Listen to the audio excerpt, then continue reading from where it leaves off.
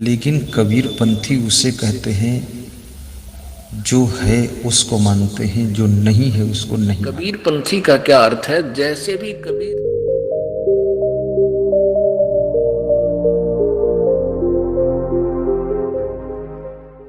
जीव हमारी जाति है, मानव धर्म हमारा। हिंदू मुस्लिम सिख ईसाई धर्म नहीं कोई न्यारा। कबीर का नाम आपने सुना होगा। कबीर के नाम से बहुत लोगों को भय भी लगता है और कबीर पंथी के नाम से बहुत डर लगता है। लोग सोचते हैं कि कबीर पंथी कुछ नहीं मानते, लेकिन कबीर पंथी उसे कहते हैं जो है उसको मानते हैं, जो नहीं है उसको नहीं मानते। कबीर पंथी का क्या अर्थ है? जैसे भी कबीर जी ने जो क्रियाएं की और जो भी आदेश हमें दिया, मर्यादाएं बताई, हम उसी पर चलें, उससे दूर ना हो। यानी फिर हम उस मार्ग के राही हैं, हम उसी मार्ग के यात्री हैं और हम कबीर जी के बताए मार्ग पर नहीं चल रहे हैं, साधनाएं दूसरी कर रहे हैं और कह रहे हैं हम कबीर पंथी हैं, तो हम कबीर पंथी नहीं हैं। वो कहता रहे, जैसे हमने यहां से दिल्ली जाना है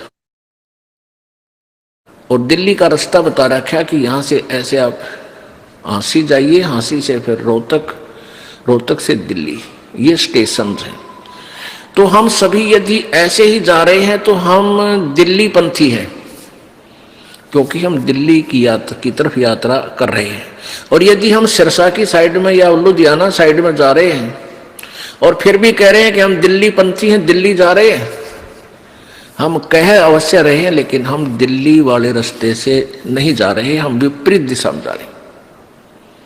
ठीक इसी प्रकार जो साधक कबीर पंथी कहलाते हैं और कबीर जी द्वारा बताए गए उन मंत्रों का जाप उनको प्राप्त नहीं है, वो ज्ञान उनके पास नहीं है, तो वो दिल्ली पंथी नहीं है, वो तो वापस जा रहे हैं अपने घर के विपरीत जा रहे हैं।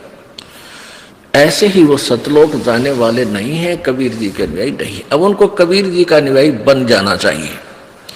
ठीक है, भूल में रिश्ता किसी ने गलत मार्गदर्शन कर दिया, दूसरी दिशा में जा रहे हैं और वहां आपको पता लग जाता है कि हम तो गलत चल पड़े, तो वहीं से मुड़ जाना चाहिए। समझदारी सी में है।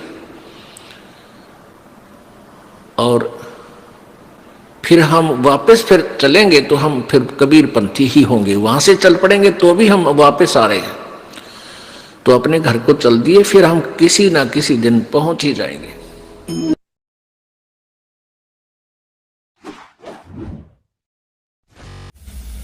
कबीर पंथी का अर्थ इतना ही है, जिससे भूत प्रेत चुड़ैल ये नहीं होते हैं तो इसको कबीर पंथी नहीं मानते।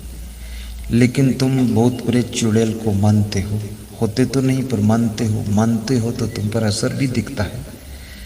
कितनी स्त्रियों को बहुत चुड़ैलें पकड़ रखी हैं और कितने पुरुषों को दो चार भूत रोज पटकते हैं और वे फिर भी टक्कर लेते हैं, जिंदा रहते हैं।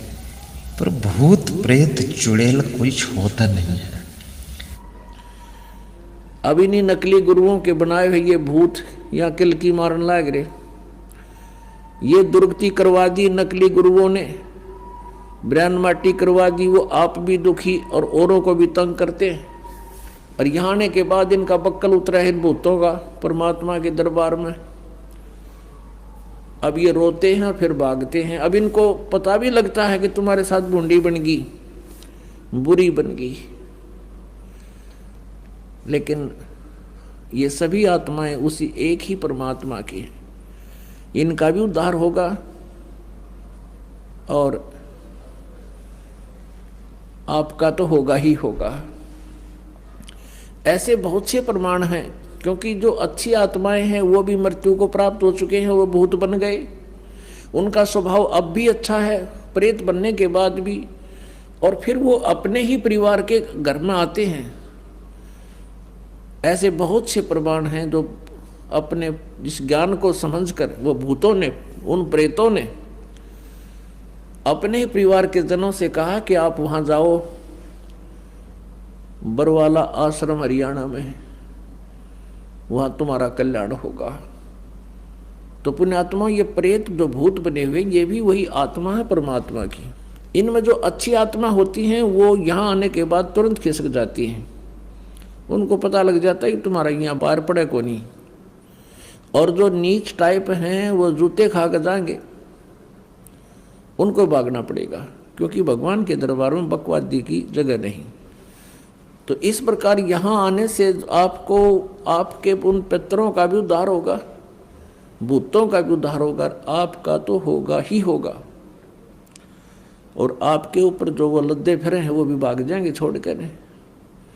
तो पुण्यात्माओं, परमात्मा बड़े दयालु हैं।